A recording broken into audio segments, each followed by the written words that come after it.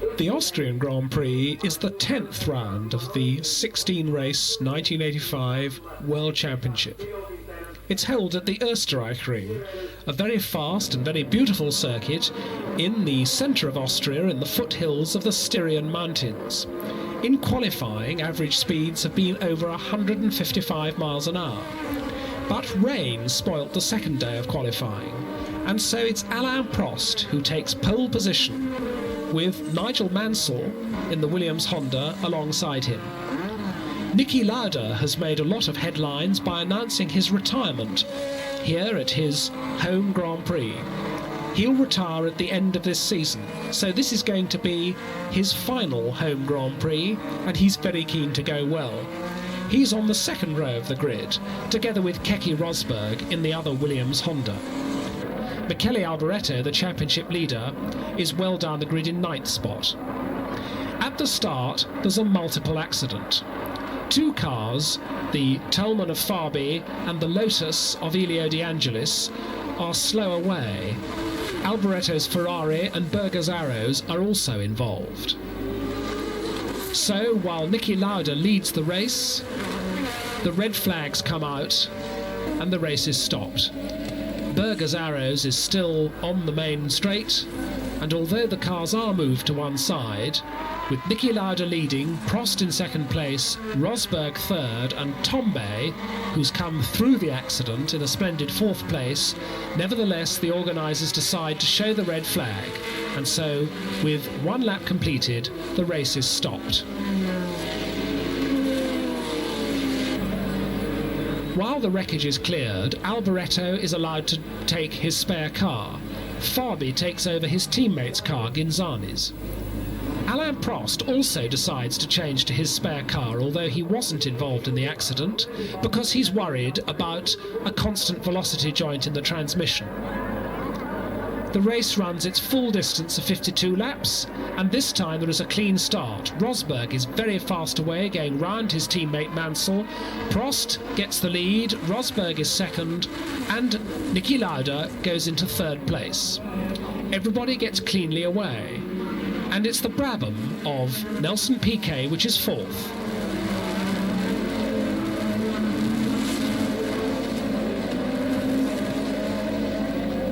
The race pattern quickly establishes itself with a three-car battle for the lead between Prost in the McLaren, Rosberg in the Williams, and Lauda in the McLaren. Then there's a fourth-place battle with as many as 6 or 7 cars in it, with Nelson Piquet leading it. The leading pair make a break and move away, and Keke Rosberg is pushing Alain Prost very hard. He's pushing him so hard that Alain Prost wears out the front left-hand tyre, and this will mean that later on in the race he's going to have to make a tyre stop. Rosberg sits on Prost's tail, Lauda plays the waiting game in third place, Piquet is fourth, De Angelis is fifth in his Lotus, and sixth is Nigel Mansell in the Williams. Seventh is Tombe, eighth the Tolman of Fabi, and ninth Alboreto in the Ferrari.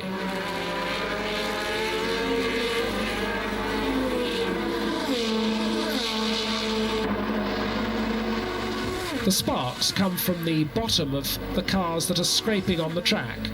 On this very fast undulating track, the skid plates mounted underneath the cars have a lot of work to do.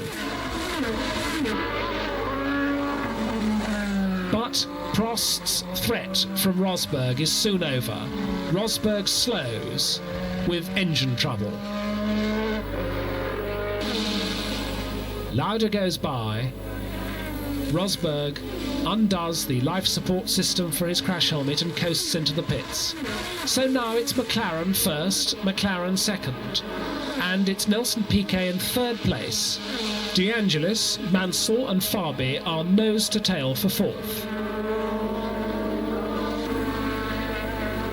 Prost establishes himself in a comfortable lead, and Niki Lauda follows him some 7 seconds behind.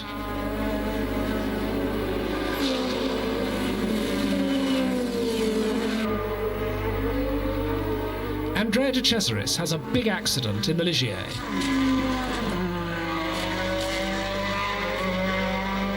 Fortunately for him, the ground is very soft because of heavy overnight rain.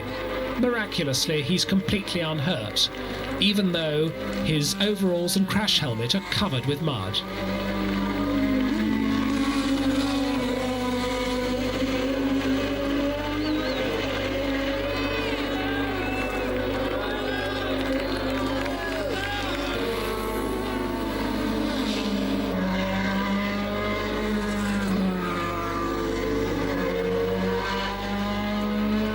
The young Italian is serious-faced, but completely resigned to his walk back to the pits. Then Niki Lauda starts to put on the pressure. Prost's tyres are starting to wear quicker than he'd hoped. He has to come into the pits for a fresh set, and Niki Lauda, to the delight of the Austrian crowd, takes the lead. But Prost hasn't given up yet. He comes in for a very quick pit stop. All 4 tyres are changed.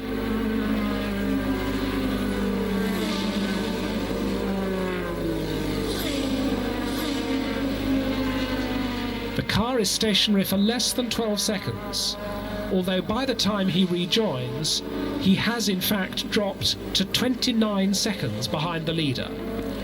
Nigel Mansell retires from 4th place. Mechanical trouble with the Williams Honda.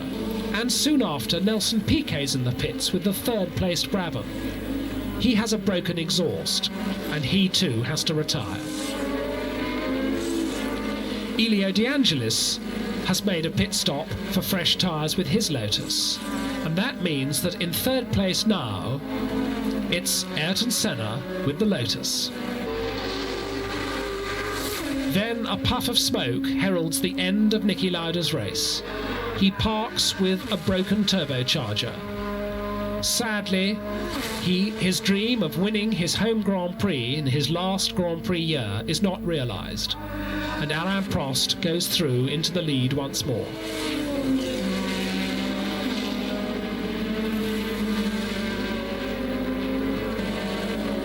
Ayrton Senna inherits 2nd place. It's the first time that he's been running to the end since the Portuguese Grand Prix. And the Ferraris have come through to 3rd and 4th places. Not as quick as the McLarens, they're nevertheless very reliable. So Michele Alboreto is 3rd, Stefan Johansson is 4th. Patrick Tambay blows his engine and spins off on his own oil. Both Renaults are now out of the race.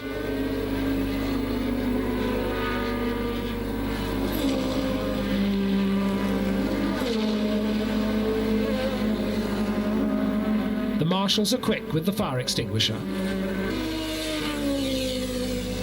So Alain Prost is able to reel off another victory, his 4th victory this year, discounting the victory in the San Marino Grand Prix, after which he was disqualified when his car was found to be underweight.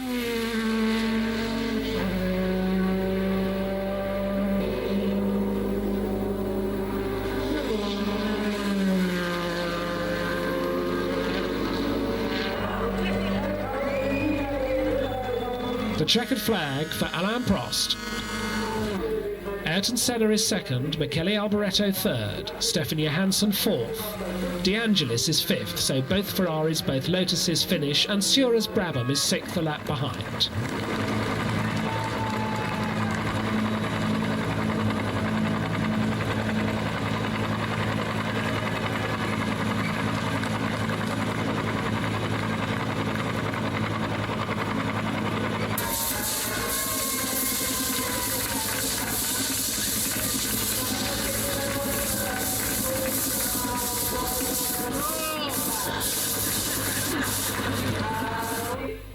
And this result means that Michele Alboreto and Alain Prost are now equal first in the World Championship, 22 points ahead of Elio De Angelis, their nearest challenger. Stefan Johansson moves ahead of Keke Rosberg into 4th place. In the Constructors' Championship, Ferrari still lead, but McLaren are now a little bit closer in 2nd place, with Lotus Renault 3rd and Williams Honda, despite not scoring here, 4th.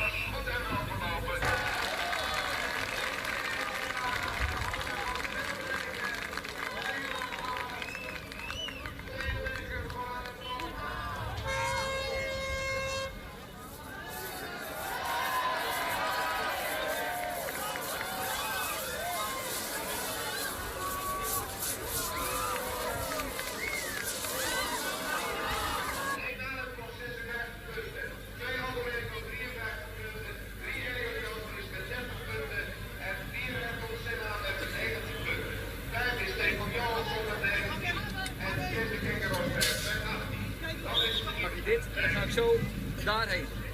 Maar dan moet je eigenlijk onder me door als je kunt. Geen microfoon aangewezen.